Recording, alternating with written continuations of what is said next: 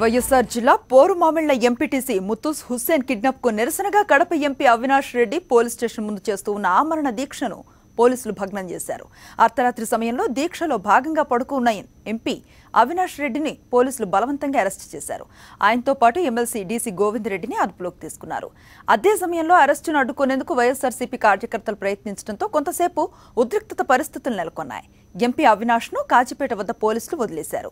MPTC Ghouse Peer టీడీపీకి vote వేయాలంటూ ఆయన కుమారుణ్ణి కిడ్నాప్ చేసిన విషయం తెలిసిందే. ముత్తూస్ హుస్సేన్ ను టీడీపీ చెర నుంచి విడిపించి కుటుంబ సభ్యుల చెంతకు చేర్చాలని వైఎస్ఆర్సీపీ నేతలు దీక్షకు దిగడంతో పోలీసులు బలవంతంగా దీక్షను భగ్నం చేశారు.